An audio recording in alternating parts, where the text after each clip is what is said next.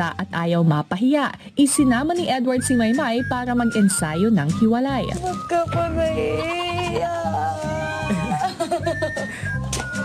I will drag you.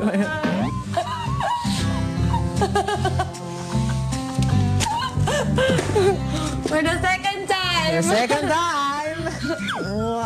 Why again? Baliw na baliw ako sa'yo, aking sinta. My aking prinsesa. Do you have to do something you don't like or you're afraid of? You did it na. And I thought, oh, tapos na. Yeah, tapos na. Sige, 4 years later lang muna. Ay, serious. Oh, sige, serious. Sobrang... Putriko. Iba. Ayun. Putriko. Bakit naman? Why you laugh? Because of you, you always... Your voice is good, then you will always hide it. Share it to everyone so that everyone will sing too.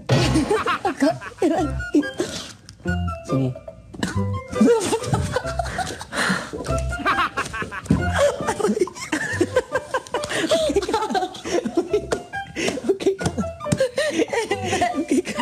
Tingin. Uy, may bukol! May bukol! Samantala, patumay at Edward sa pool area, si Edward naman ang nagpalakas ng loob ng kaibigan. You wrote this song. You helped me dance. You can do it. Believe in yourself. None things you did that I can't do. So,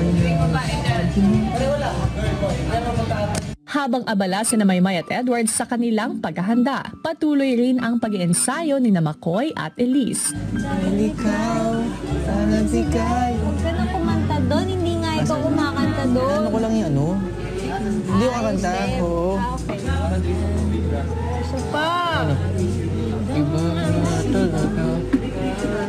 Itingnan pag-ibig.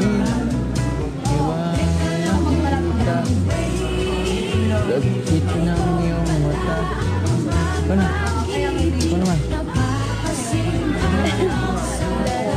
Kapit ko na walang pagbago.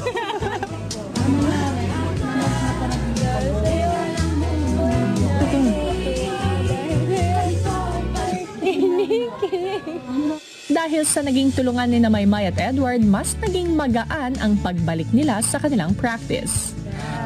Talaga ang ngiti ng pag-ibig.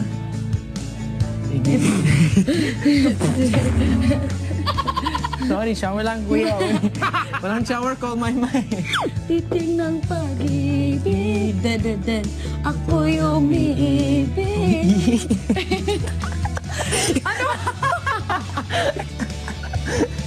Ako'y umiibig. Ba talaga ang titig ng pag-ibig? Iba nakikita, lagkit ng iyong mata. Dahil sa'yo, ako'y natutuwa. Dahil sa'yo, ako'y kinikilig. Dahil sa'yo, ako'y natutong umibig.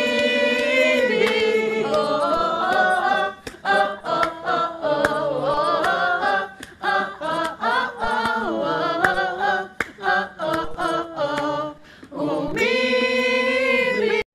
Ako'y natutuwa. Dahil sa'yo, ako'y kinikilig. Dahil sa'yo, ako'y natutuwa.